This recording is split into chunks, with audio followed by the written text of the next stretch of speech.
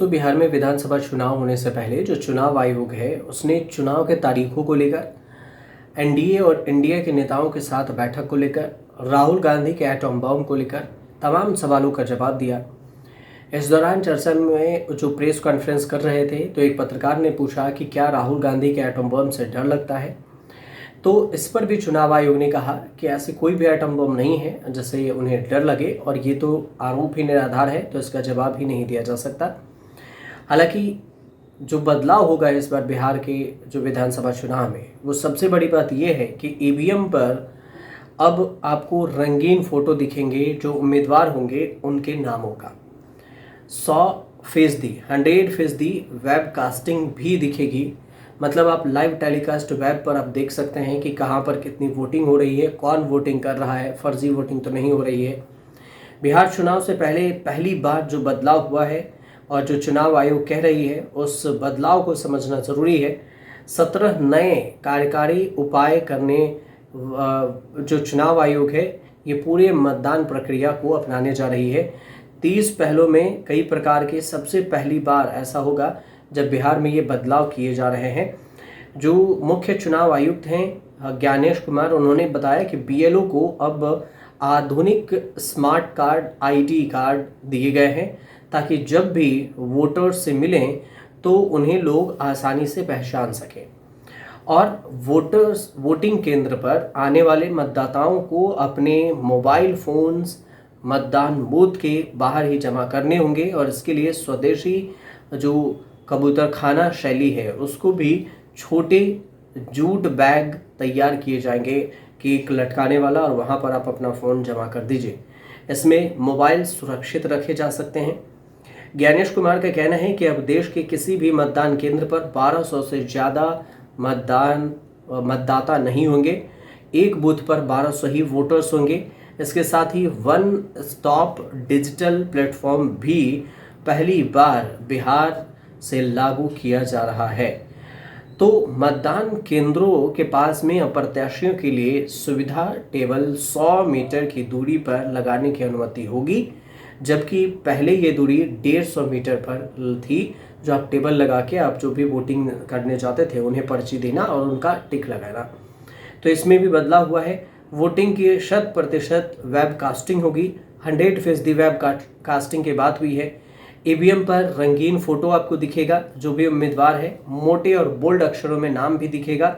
साथ में postal ballot की गिनती में नया नियम आया है कि इसमें ईवीएम की अंतिम गिनती से 2 राउंड पहले ही पोस्टल बैलेट की गिनती पूरी कर ली जाएगी। इससे मतगणना प्रक्रिया और परिणामों की सटीकता बढ़ेगी। मुख्य निर्वाचन आयुक्त ज्ञानेश कुमार का ये भी कहना है कि सभी सुधारों का उद्देश्य स्वतंत्र, निष्पक्ष, ट्रांसपेरेंसी यानी पारदर्शी, समावेशी और चुनाव सुनिश्चित करना है। और इस सब के बीच में इन बदलावों के साथ बिहार न केवल चुनाव सुधारों की प्रयोगशाला बनेगा बल्कि आने वाले समय में पूरे देश में इन सुधारों को लागू करने की दिशा में कदम उठाए जाएंगे। तो पूरे देश में भी एसआईआर की प्रक्रिया की जाएगी और इसको लेकर चुनाव आयोग अभी से ही पूरी तरह से तैयार है। तो चुनाव आयोग ने सीधे तौर से कहा है कि आने वाले समय में भी हम एसआईआर पूरे देश में करेंगे। चुनाव आयोग ने चुनाव के तारीखों का ऐलान करने के सवाल पर उन्होंने कहा कि चूंकि बिहार विधानसभा 12 नवंबर को भंग होने हैं और इसलिए उससे पहले ही चुनाव होना है। 243 जो जनरल कॉन्स्टिट्यूंसी है मतलब जो विधानसभा है वहाँ पर ST 2 है। अनुसूचित जातियों के लिए 38 क्षेत्र हैं। विधानसभा में 12 नवंबर 2025 को ये कार्यकाल समाप्त होगा।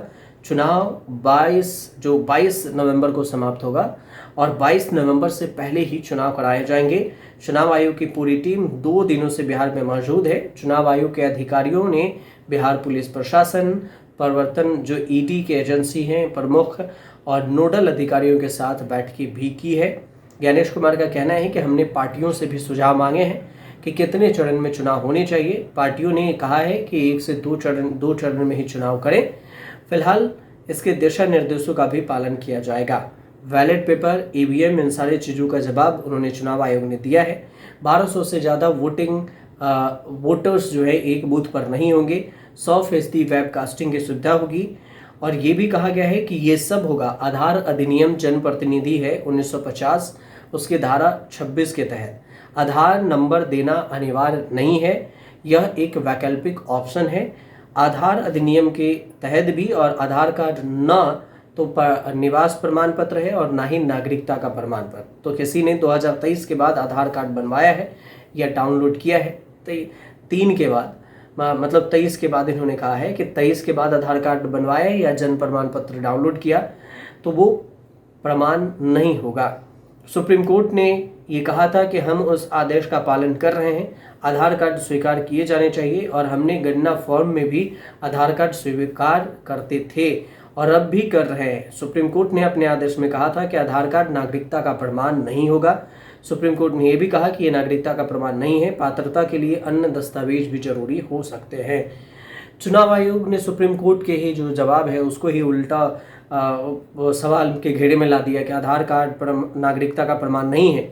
लेकिन इसने ये नहीं बताया कि चुनाव आयोग को सुप्रीम कोर्ट ने ये भी कहा था कि नागरिकता का जो प्रमाण साबित करना है वो है गृह मंत्रालय का काम। तो आप नागरिक को बिहार का नागरिक है या नहीं है ये प्रमाणित करने का काम ना करें, आधार कार्ड से आप वोटिंग में जिनका नाम काटे हैं उसको जोड़ दें। बल्कि अब चुनाव आयोग एक अलग से एक नई मनगढ़ंत बातें जोड़ रही हैं कि अब 2023 के बाद नहीं किया जा सकता, 2023 से पहले सुप्रीम कोर्ट ने भी ये कहा वो कहा, जो कि सुप्रीम कोर्ट पहले ही फाइनल कर चुका है। हालांकि इन सारी चीज़ों को लेकर चुनाव आयोग ने स्पष्ट तौर से बयान तो नहीं दिया, कुछ चीज़ों को लेकर स्पष्ट कहा है जैसे वेबकास्टिंग हो, उसके अलावा वोटिंग में 150 मीटर की दूरी हो। SIR को लेकर भी प्रक्रिया की बात हुई है कि पूरे देश भर में SIR होगी और अगले सप्ताह ही से उपचुनाव आयुक्त बिहार का दौरा करेंगे। पश्चिम बंगाल में भी SIR की प्रक्रिया शुरू होगी, पश्चिम बंगाल में विधानसभा चुनाव है बिहार के बाद। तो इन तमाम चीज़ों पर बातचीत हुई है।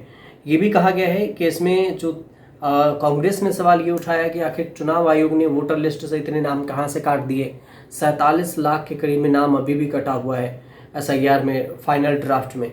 तो इन सारी चीज़ों पर भी सवाल हुए। हालांकि चुनाव आयोग सीधे तौर से जवाब तो नहीं दिए, लेकिन कोल मटोल जितना जवाब दिए थे उसके मुख्य तौर से हमने आपको ये जानकारी बता दी।